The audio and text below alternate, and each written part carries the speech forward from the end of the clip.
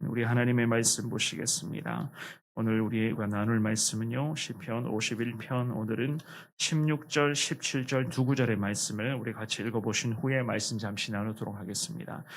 51편 16절, 17절 말씀입니다. 우리 찾으신 줄 알고 우리 16절, 17절 같은 목소리로 봉독합니다. 시작. 주께서는 제사를 기뻐하지 아니하시나니 그렇지 아니하면 내가 드렸을 것이라. 주는 번제를 기뻐하지 아니하시나이다. 하나님께서 구하시는 제사는 상한 심령이라. 하나님이여 상하고 통회하는 마음을 주께서 멸시하지 아니하시리이다. 아멘. 우리가 계속해서 이 시편 51편의 말씀을 한 구절씩 계속 간략간략하게 살펴보고 있는 중에 있습니다. 이 말씀을 묵상하고 살펴보면 살펴볼수록 정말로 하나님 앞에서의 회개의 삶이 얼마나 중요한가, 그리고 회개의 삶을 통해서 우리 하나님께서는 거룩한 예배자로, 하나님 앞에서의 신실한 예배자로 믿음의 백성들을 한 분 한 분씩 다시금 세워가신다라는 것을 우리는 알 수가 있는데요. 특별히 예배라고 하는 것은 우리 신앙생활에 있어서의 가장 기본이자 핵심적인 요소라고 할 수가 있습니다. 어떻게 우리가 예배를 드리느냐에 따라서 그 사람의 신앙의 수준들이 계속 결정되는 것이겠죠. 올바른 예배를 통해서 하나님의 마음을 저나 여러분들이 항상 이 새벽마다도 마찬가지입니다. 흡족하게 해드린다면 우리 인생의 현장에서도 충분히 우리는 주의 은혜 가운데 승리할 수 있음을 믿습니다. 하지만 이와는 반대로 하나님께 예배 드리는 것 자체를 소홀하게 여긴다거나, 혹은 이 예배를 통해서 정말로 내 마음과 하나님을 향한 내 신앙의 정신이 여전히 가벼운 상태에 놓여져 있다면, 특별히 인생의 현장에서도 대충 신앙생활하는 그런 모습들이 계속 나타나게 된다면 결국 하나님과의 관계에 있어서는 뭔가 모를 문제가 생겨날 것이고, 계속해서 어색한 가운데 시간이 흘러갈 수밖에 없는 것 아니겠습니까? 왜냐하면 우리의 예배, 하나님께 올려드리는 우리의 귀한 예배는 내 영혼을 살찌우게 만드는, 그야말로 하나님과 나만의 시간이기 때문에 그렇습니다. 오늘 이 본문의 말씀에서 다윗은요, 하나님과의 언약 관계인 것을 증명하고자 참 노력하고 있는 것을 우리는 발견할 수가 있습니다. 특별히 예배를 통해서 다윗 자신도 마찬가지였습니다. 하나님으로부터 선택받은 믿음의 사람인 것을 확신하며 주님 앞에 기도의 끈을 놓지 않는 것을 우리는 보게 될 것입니다. 오늘 주시는 이 두 구절의 말씀을 통하여서 저와 여러분들도 여전히 주님 앞에서 참 부족한 존재이지만, 그럼에도 매일 이 새벽 예배를 통해서, 그리고 삶의 현장에서의 귀한 예배자적인 그러한 삶을 통해서 하나님과의 관계를 더 깊이 사모하기를 원합니다. 하나님, 우리의 기도에 응답하여 주옵시고 하나님의 뜻에 따라 오늘도 주님의 기쁨으로서의 삶을 살아가게 하여 주옵소서. 주님께 그렇게 기도하시는 우리 모두가 되시기를 주의 이름으로 축원합니다. 첫 번째로 우리가 살펴볼 것은요, 제사보다 더 중요한 것은 제사를 드리는, 즉 예배를 드리는 거룩한 예배자들의 마음인 것을 알 수가 있습니다. 마음이 중요하다. 16절의 말씀이죠. 우리 한 번만 더 16절을 읽어보겠습니다. 시작. 주께서는 제사를 기뻐하지 아니하시나니 그렇지 아니하면 내가 드렸을 것이라. 주는 번제를 기뻐하지 아니하시나이다. 아멘. 이 다윗은 주님께 기도하면서 제사, 즉 예배를 다시금 언급을 하고 있습니다. 그런데 단순히 예배만을 언급하고 있는 것이 아니라 진정한 번제, 즉 마음의 예배를 언급을 하고 있는 것을 볼 수가 있습니다. 왜냐하면 당시의 시대의 이스라엘 백성들에게 참 중요한 것은요, 형식에 치우친 제사가 아니었기 때문이었습니다. 그만큼 이 이스라엘 백성들은 제사를 올려드릴 때에, 하나님을 예배할 때에 참 형식적인 부분들을 굉장히 많이 신경 쓰고, 그 형식적인 모습, 외형적인 드러나고자 하는 그런 모습들에 참 관심을 많이 갖고 있었기 때문이었습니다. 이미 하나님께서는요, 앞선 구절들에서도 마찬가지였어요. 제물만 잔뜩 갖고 와서 그 제물만 가득 바치는 그러한 예배를 주님이 원치 않으신다 분명히 말씀을 하셨잖아요.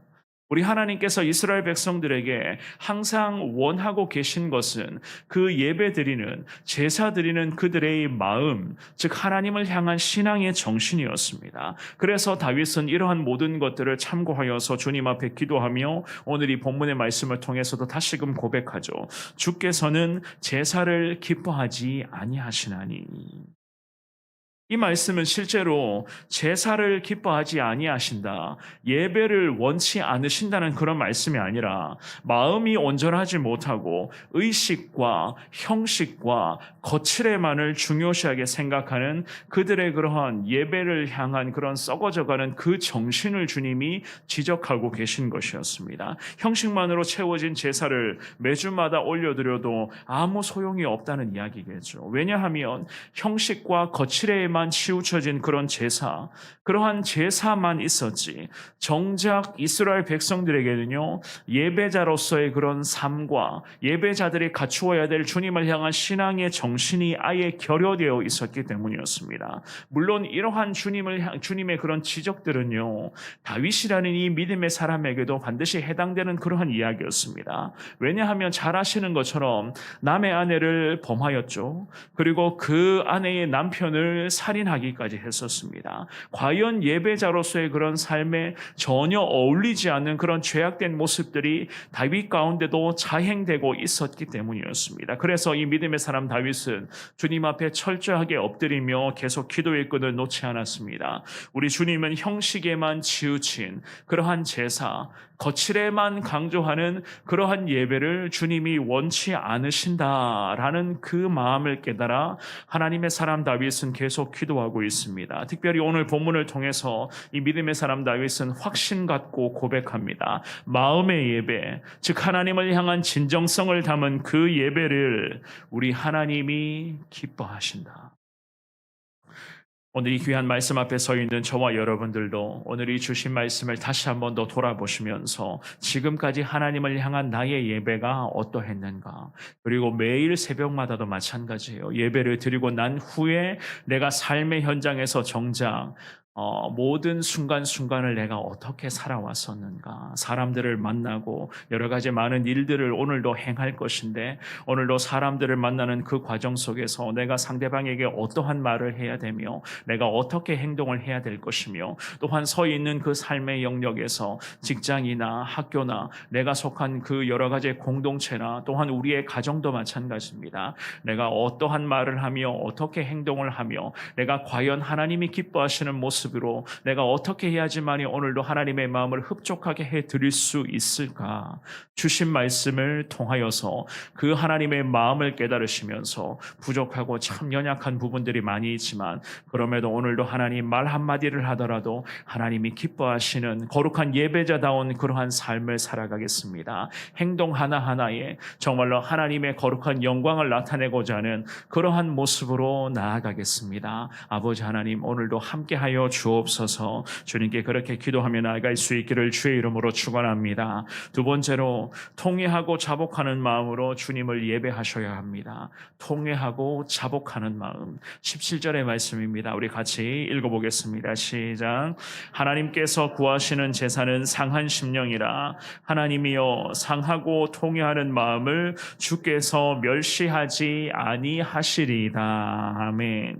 이 다윗은 이미 앞선 구절들에서 예배자들에게 필요한 마음, 즉 진정성이 있는 예배를 통해서 하나님께 영광을 올려드려야 한다는 것을 계속 반복하며 강조하였습니다. 그리고 방금 읽어보셨던 이 17절 말씀도 마찬가지예요. 하나님의 사람 다윗은 예배자들이 갖추어야 될 그런 진정성이 있는 그 마음에서 과연 무엇이 포함되어 있어야 하는가를 아주 조목조목 언급을 합니다. 특별히 상반절의 말씀에 하나님께서 구하시는 제사는 상한 심령이다 라는 말씀을 하죠. 그죠? 상한 심령이라고 하는 이 말은 자신의 죄를 해결할 수 없는 것으로 의미를 합니다. 내가 나의 죄를 내 스스로의 능력으로는 해결할 수가 없다.